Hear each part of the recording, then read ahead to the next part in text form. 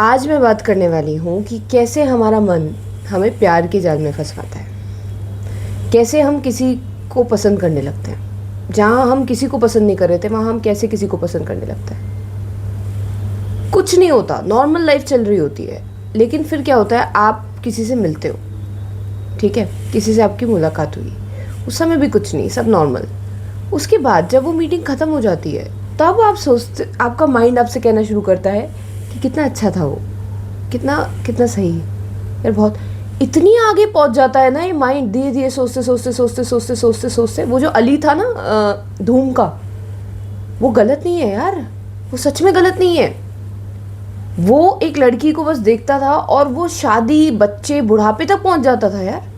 हमारा माइंड भी ऐसे ही है, हम किसी भी चीज़ को इतना आगे तक पहुंचा सकता है हमारा माइंड।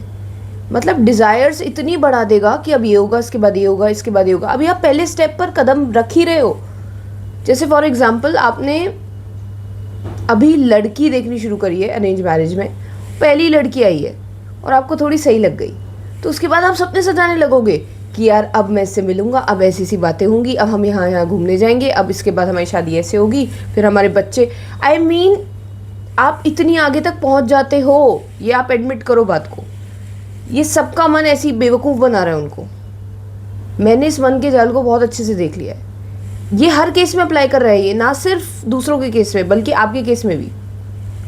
पहले आपको ना, आपका ईगो कैसे बढ़ता है, आपको क्या लगता है? पहले आपका ईगो बढ़ाता है, पहले कहता है हाय तू कितनी सुंदर है, अरे वाह वाह कितनी सुंदर लग रही है, तेरी फिगर कितनी अच्छी है, तेरा चेहरा कितना अच्छा है, उसने भी तेरी तारीफ़ करी थी, उसने भी देख बोला था उस दिन, 5 साल पहले, 10 साल पहले ये बोला था तुझे। मतलब तुम्हारा ईगो धीरे धीरे बढ़ाएगा वो, मतलब तुम्हारी तारीफ़ों के पुल बांधेगा जो तुम्हें छाट छाट के वो बातें तुम्हारे कानों में फिर से रिपीट कराएगा जो कई साल पहले हुई थी। वो सारे सबूत इकट्ठे कर देगा जो ये प्रूफ कर सके कि वो जो कह रहा है वो सही है, कि तू कितनी सुंदर है, तू कितनी खूबसूरत है, तेरा ये कितना अच्छा है, तेरा वो कितना अच्छा है, लोग तुझे एडमायर कर रहे हैं, ये वो।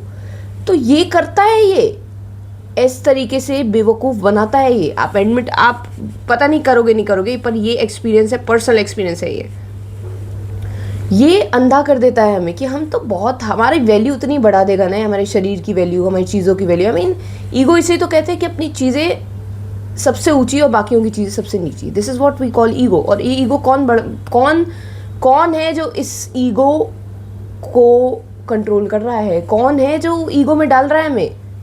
कौन है जो ये सब बातें हमसे कह रहा है? तारीफ़ों के पुल बांधेगा, इतने पुल बांधेगा, इतने पुल बांधेगा जिसका हिसाब नहीं है कुछ, कि हमारा घर तो बेस्ट है, हमारा तो शरीर बेस्ट है, हमारा तो दिमाग इतना इंटेलिजेंट है कि क्या करें, हमारा तो मतलब ये काम इतना परफेक्ट है। और ऐसे आपको करोड़ों लोग मिल जाएंगे दुनिया में जो अपनी अपनी मैं गाते रहते हैं कि मैं तो इस चीज़ में अच्छी हूँ, मैं तो इस चीज़ में अच्छा हूँ, मैं देखने में अच्छा हूँ, मैं इसमें अच्छा हूँ। वो अपने ही उसमें अंधे हैं तारीफ़ों में। और ये अंधा बनाया किसने? उनके मन ने।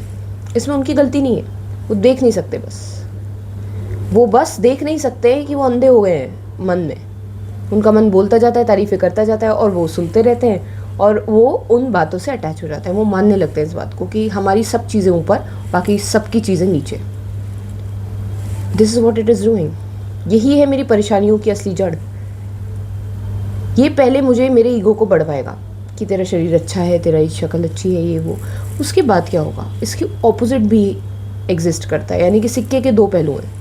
उसके बाद आप एक फ़ोटो लिया आपने और वो आपको अच्छी नहीं लगी, उसके बाद फिर ये जो आपको इनसिक्योर बनाएगा, फिर कहेगा तेरी तो शक्ल अच्छी नहीं है, तू मतलब बहुत ही बुरी दिखती है, देख यार तेरी जॉ लाइन कैसी है, देख यार तेरी नाक कैसी है, तेरे होठ कैसे हैं, तेरे बाल कैसे हैं, तेरी इसका शेप कैसा है, उसका शेप कैसा है, उसका शेप कैसा है। जो कुछ समय पहले तुम्हारी तारीफ़ों के पुल बांध रहा था, अब वो बिल्कुल उल्टा वकील बन चुका है और वो तुम्हारी बुराइयां छाट रहा है। अब ऐसी कमेंट्स तुम्हें याद दिला रहा है कि तुझे याद है उस दिन वो तुझे ऐसी टेढ़ी नज़रों से घूर रहा था, यानी कि वो ये सोच रहा होगा कि तू कितनी बुरी दिख रही है, कितनी बदसूरत लग रही है, कि कैसी लग रही है, अजीब सी, कितनी रूड है तू।